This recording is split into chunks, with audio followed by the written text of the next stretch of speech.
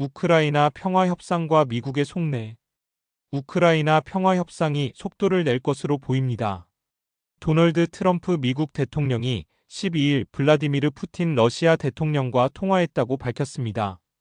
트럼프 대통령은 사회관계망 서비스 트루스 소셜의 푸틴 대통령과 매우 생산적이고 긴 시간 통화했다라며 우크라이나, 중동, 에너지, 인공지능, 달러 패권 등 다양한 주제에 대해 논의했다라고 썼습니다. 이어 우리는 양국의 위대한 역사와 제2차 세계대전에서 함께 성공적으로 싸웠던 사실을 돌아봤다. 특히 러시아가 당시 수천만 명을 잃고 우리도 마찬가지로 많은 이들을 잃었다는 것을 기억했다라며 우리는 각자의 국가가 가진 강점과 언젠가 함께 일할 때 얻을 수 있는 큰 이익에 대해 이야기했다라고 설명했습니다. 그러면서 서로의 국가를 방문하는 것을 포함해 매우 긴밀히 협력하기로 합의했다라며 즉시 협상을 시작하기로 합의했다. 볼로디미르 젤렌스키 우크라이나 대통령에게 지금 바로 연락해 대화 내용을 알리겠다라고도 덧붙였습니다.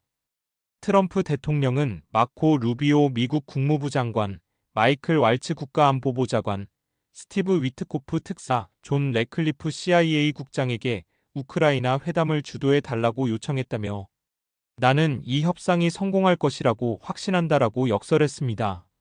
이들 모두 우크라이나 전쟁의 회의적인 인사들이라는 분석이 나옵니다. 미국 투자가이자 중동 특사인 스티프 위트코프의 경우 최근 러시아로 직접 가서 러시아에 구금돼 있던 미국인 마약상 마크 포게를 데려온 점에서 러시아 관련 임무도 맡게 된 것으로 보입니다. 러시아 크렘린궁도 두 정상 사이의 통화가 이루어졌다고 확인했습니다. 드미트리 페스코프 크렘린궁 대변인은 이날 러시아 국영 타스통신에 푸틴 대통령과 트럼프 대통령 사이의 통화가 방금 끝났다라며 매우 긴 전화통화였고 거의 1시간 30분 남짓 이어졌다라고 언급했습니다. 이어 푸틴 대통령이 우크라이나 문제의 근본 원인을 해결할 필요가 있다며 양국이 함께 일할 때가 됐다는 트럼프 대통령의 주요 발언 중 하나를 지지했다라고 밝혔습니다. 이어 트럼프 대통령이 적대 행위를 조속히 중단하고 문제를 평화적으로 해결해야 한다는데 찬성했다라며 트럼프 대통령을 모스크바로 초청했다고 덧붙였습니다. 푸틴 대통령의 말에서도 알 수 있듯 러시아는 우크라이나가 제안하는 영토 교환에 응할 생각도 없고 원래의 목표를 달성할 생각입니다. 트럼프 대통령은 푸틴 대통령과의 통화 직후 젤렌스키 대통령과 1시간 동안 통화했습니다. 구체적으로 어떤 내용을 이야기했는지 알 수 없으나 미국의 강압이 있었을 것으로 보입니다. 캐롤라인 레빗 백악관 대변인은 이와 관련해 우크라이나 전쟁을 최종적으로 끝내는 평화협상에 진심으로 전념하고 있다라며 젤렌스키 대통령도 푸틴 대통령과 마찬가지로 평화를 원한다라고 말했습니다. 트럼프 대통령은 이날 오후 기자들과 만난 자리에서 우크라이나가 이 평화협상 과정에 동등한 참여자라고 생각하는가? 라는 질문에 흥미로운 질문이다. 나는 그들이 평화를 이뤄야 한다고 생각한다라고 단정했습니다. 트럼프 정부는 무슨 생각인 것일까요?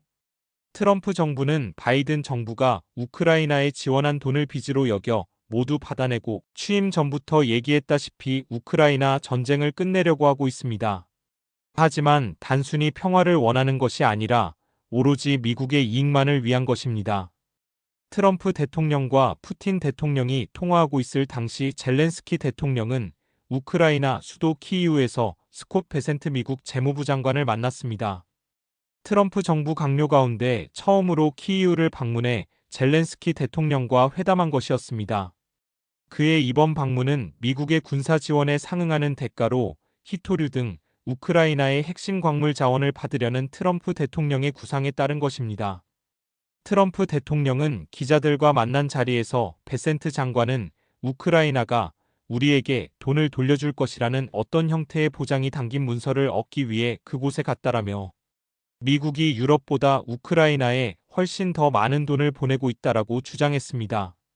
베센트 장관은 회담 뒤 공동 기자회견에서 이번 광물협정이 트럼프 대통령이 구상하는 더 큰 평화협정의 일부라며 우크라이나 정부 및 국민과 협력 관계를 통해 우리의 경제적 투자를 늘림으로써 이 분쟁이 끝난 이후에도 모든 우크라이나 국민에게 장기적인 안보 보호막을 제공할 것이라고 강조했습니다.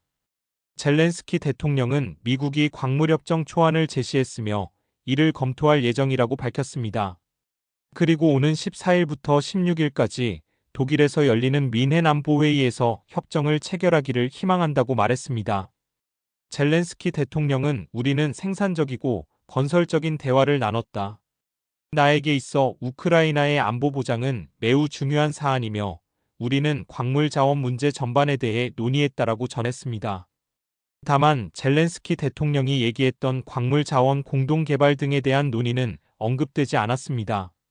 피트 헤그세스 미국 국방부 장관은 같은 날 벨기에 브뤼셀에서 열린 우크라이나 방위연락그룹 회의에서 유럽과 우크라이나를 향해 허황된 목표를 버리라라고 강조했습니다. 헤그세스 장관은 우리도 여러분처럼 주권적이며 번영하는 우크라이나를 원하지만 우크라이나 국경을 2014년 이전 상태로 되돌리는 것이 비현실적인 목표임을 인정하는 것부터 시작돼야 한다. 이런 거짓된 목표를 추구하면 고통만 더 커질 뿐이라고 말했습니다. 또 우크라이나가 원하는 나토 가입에 대해서도 우크라이나 평화협상의 현실적 결과물이라 보지 않는다라고 규정했습니다. 헤그세스 장관은 종전 후 우크라이나 안전을 위한 군대 주둔의 필요성은 인정했지만 미군이 파병되는 일은 없을 것이며 미군 주둔이 안전 보장의 일부가 될 수 없다라고 했습니다. 이어 우크라이나에 평화유지군이 있다면 그것은 나토의 후원을 받지 않을 것이며 나토 헌장 제호조에 따른 것도 아닐 것이라며 미국은 더 이상 의존성을 조성하는 나토의 불평등한 방위 정책을 용납하지 않을 것이라고 짚었습니다.